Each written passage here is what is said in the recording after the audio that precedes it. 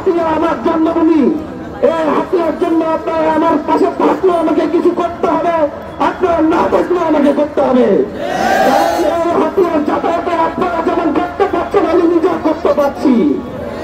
আমি সেই হিসেবে আজকে হাতিয়ার কয়েকটি ইস্যু নিয়ে কথা বলছি। ভূমিহীনদের ভূমি কেড়ে দেওয়া হচ্ছে। মোহাম্মদ আলীর সময় মোহাম্মদ আলী ভূমিহীনদের ভূমি নিজে দখল করে দখল করে লিজ দিয়ে খেয়েছে, কিন্তু মোহাম্মদ আলী দেওয়ার পরে বিভিন্ন ভূমিহীন কমিটির নাম দিয়ে আমার ভূমিহীন ভাইদের কাছ থেকে ৩-৪ হাজার টাকা করে নেওয়া হয়েছে। তারা বলছে তারা নাকি ভূমিহীন দিয়ে ভাইদের ভূমি বুঝিয়ে দিবে। ভূমিহীন ভাইদের ভূমি কি সরকার বুঝিয়ে দিবে না এসব পার্টি নেতারা বুঝিয়ে দিবে? সরকার লিজ দিয়েছে, সরকারের দায়িত্ব ভূমিহীনদের ভূমি বুঝিয়ে দেওয়া।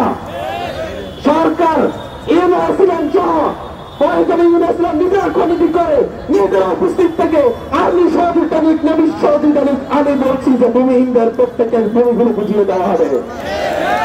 তারা এই ভূমিহীনদের ভূমি এক একজনের নামে 100-200 একর করে আপনারা বন্দোবস্ত নিয়েছেন মোহাম্মদ আলী তাড়াতাড়ি করে। তাদেরকে বলছিস যে পাবে সে 1 ভাগ করে পাবে তার 1 ভাগ। আমি যতদেরকে সামান দিয়ে গিয়েছি সেখানে রাস্তায় তারা আমার ভাইয়েরা কষ্ট করে থাকতে হচ্ছে, তাদেরকে ভূমি বরাদ্দ দেওয়া হয় না। তাদের এখানে বিল্ডিং আছে, তাদেরকে ভূমি বরাদ্দ দেওয়া হচ্ছে। এই ধরনের অফিসার আর কত করবেন? আমার জেলে ভাইদেরকে প্রতিটি তলার থেকে মোহাম্মদ আলী চাঁদাবাজি করত, প্রতিটি তলার থেকে চাঁদা নিত।